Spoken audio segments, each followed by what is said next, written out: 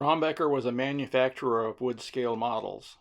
As models began to change from wood to being made of plastic, Strombecker tried to compete. After issuing several plastic models that seemingly were competitive, they sold their tooling and exited the model business. The Strombecker China Clipper by Martin was one of Strombecker's efforts in plastic modeling. It may have been a marketing error in that model's a very historic aircraft, but one that existed before the existence of the people they were trying to sell it to. Thus, kids of that era would have been more interested in current aircraft or the more colorful World War II aircraft than one from pre-war. That's just speculation on my part. Here is the kit. It's been opened before and the parts taken off the sprues and so forth.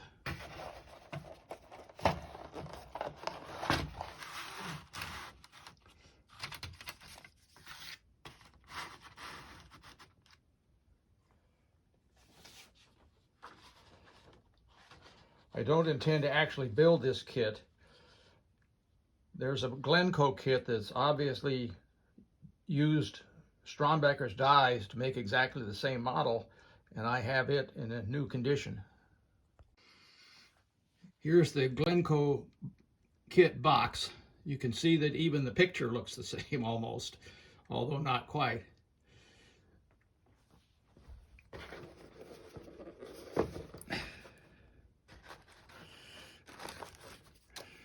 The Glencoe kit parts are still in the bag.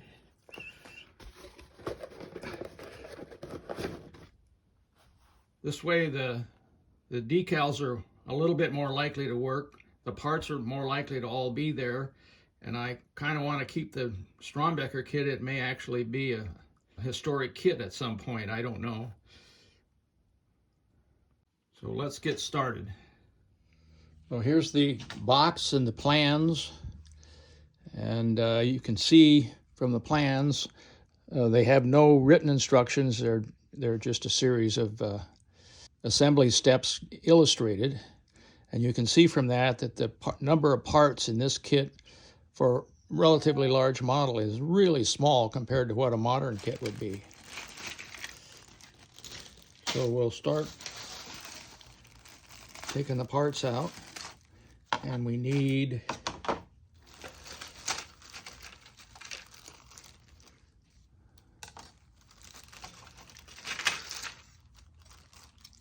the two fuselage halves to start with. Now, just looking at it, it initially raises a problem that the clear parts are installed inside the fuselage and then closed. So if we did it that way without painting it, we would have to mask all the windows. On the other hand, if we paint it first, all the blemishes from assembly will be revealed later. I choose the later of the second of the two alternatives. I've painted the parts silver on the outside, and as I was doing that, I realized that there was a lot of flash on the edges, the mating surfaces. I've cleaned it up as best I can. I think it's the rest of it I'll have to get after it's put together. And that got me to thinking, these molds are very old, and they may have been very used. I wonder if the parts were that bad when they, and by bad I mean they're workable, they just needed to be cleaned up. So these are the parts from when it was a Strombecker kit.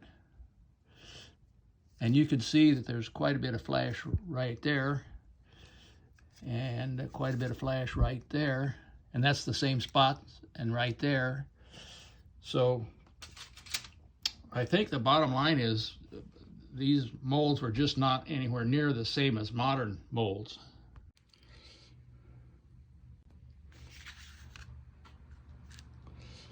So the parts have been prepared to join, but before we do that, we have to install all these windows in each side. I've glued the two halves together. The windows appear to still be in place. I have to report that the seam is not too bad, but it could be better, and the paint job definitely could be better. On to step 3. These stabilizer, and I guess these would be called sponsoon parts, also have a very large amount of flash on them. We'll fix it. So the tail has been installed, and these parts are fit and ready to install. Neither of the two parts fit particularly well. It took a lot of sanding. And this part, if you look closely, is a little bit distorted, but it'll be okay. It just won't be the same as its partner on the other side.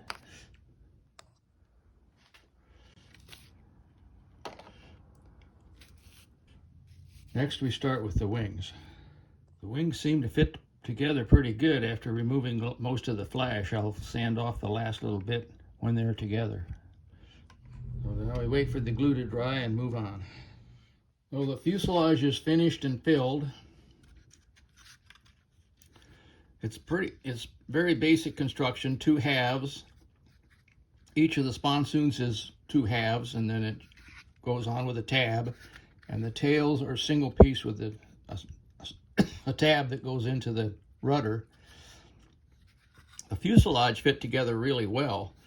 The rest of the parts all had to be fit to make them work, so this would be a little bit difficult for a young builder, but doable. I'm well along on the wings. It's just 2 halves, and then each is an individual cowl goes onto the nacelle. So here's the final assembly. The model's completely painted now. The wings were painted and the bottom was painted black as per the instructions.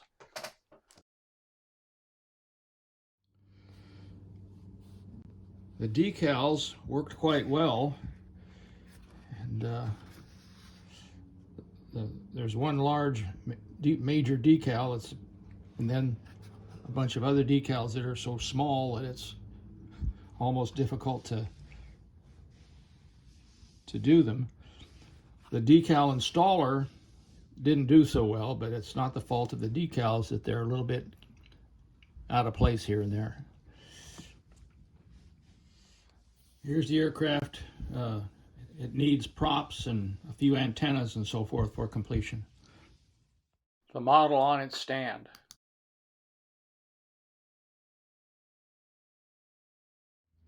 The build is complete. Compared to a modern kit, this kit had very few parts and was quite simple in construction. The major parts fit together quite well when they were cleaned up. Almost all of the smaller parts required some degree of cleanup or fitting to make them work.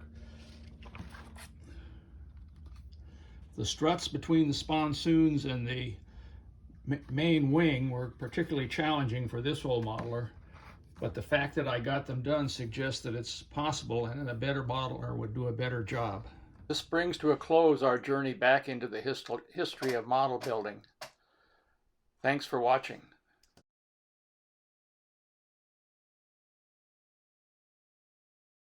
Here are some of my other YouTube videos about old model building.